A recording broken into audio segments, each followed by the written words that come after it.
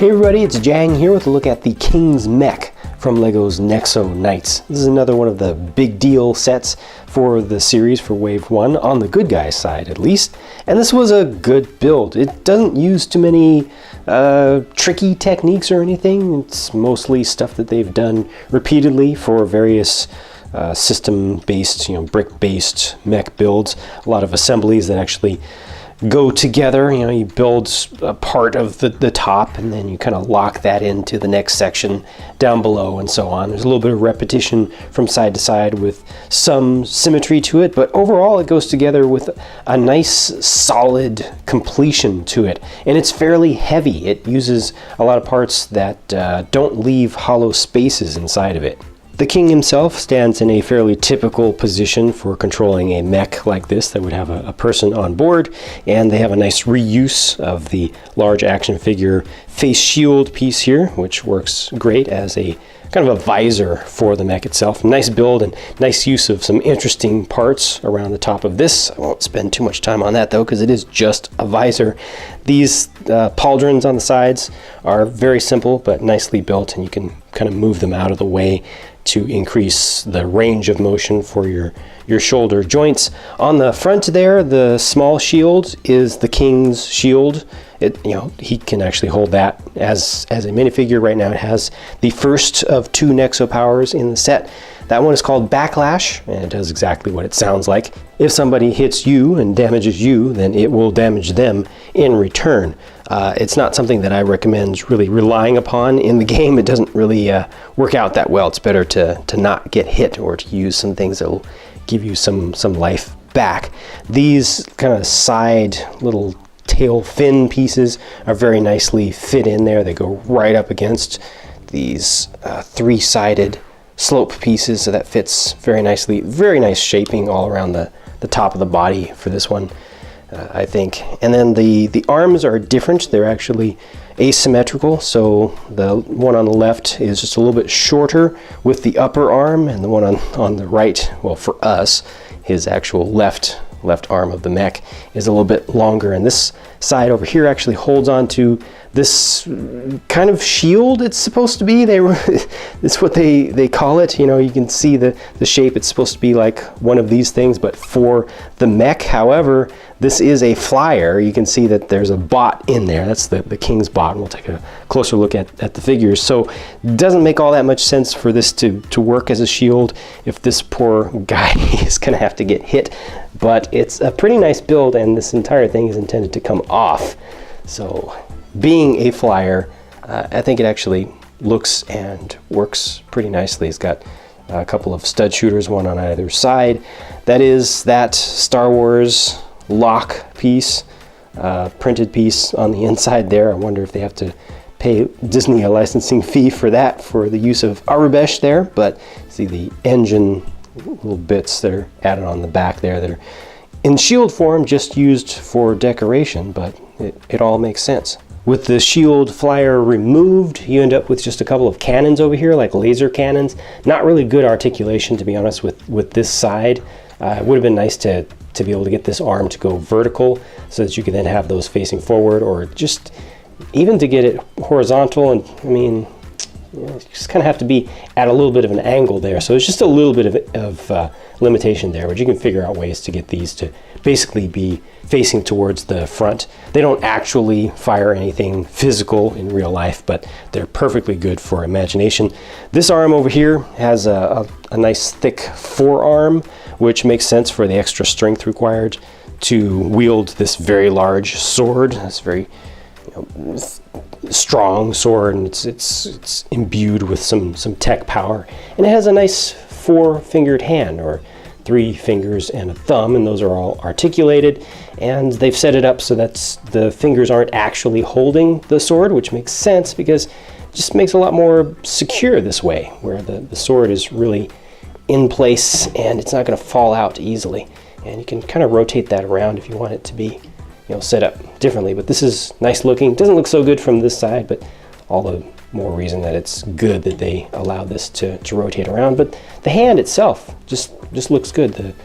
The position of the fingers, positions of the fingers, and the thumb looks kind of believable. You can see how the motion of the pauldron there allows you to get some extra range of motion here. Just in general, this right arm just works a lot better than the left arm. Right arm for the mech.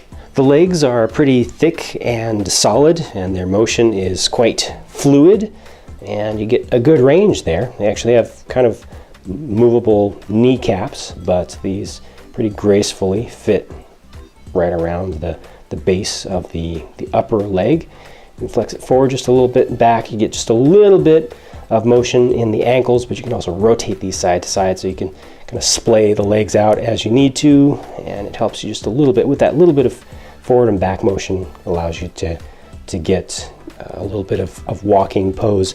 Has a friction adder joint up at the top to make sure that this thing doesn't fall down too easily. It's actually pretty stable. You can get into a pose like that. You can actually get it up onto just a heel like that for even more of an obvious motion pose. Would be nice to get a little bit more articulation out of this thing, just overall top to bottom, but it's way better than a number of mechs that they've done before, and the overall look I think is good. It also has, just for the sake of the look, these kind of wing elements on the back, so if you want to make it look a little bit more dramatic, you can bring those out, make them a little bit more obvious. You can also bring them up. So with all of the assemblies in play like this, it's really a much more menacing look. It looks like a really serious warrior. In this set, the bad guys just get this small little stationary ballista emplacement, which actually looks pretty cool. I mean, it's got a nice bow shape to it. It has twin launchers on the sides, which are actually little minifig bowcaster or crossbow units. Those are set up to shoot little discs, just round trans-orange discs. It's pretty convenient to just grab their triggers from either side, and you can shoot off just one at a time or both together. They work pretty well. Unfortunately, you're not able to make this thing rotate within its own platform. It's kind of locked in. It's got an axle-based connection at the bottom of it, but you can change the angle of it. You just kind of get the guy out of the way, and then you can bring it up just a little bit. That's about as far up as it'll go, but it can also be brought to shoot down a little bit. I think the thing looks nice. The build is good, makes sense, but just doesn't do a whole lot. This is a very massable thing. I wish that these were included in smaller sets, or even just by itself. I think that this would make for a really good set. Just a really cheap little $6-7 set just by itself, so you get multiple of them if you wanted them. Here's King Halbert himself with his sword and also his shield, now set up with the second of two Nexo powers included in the set.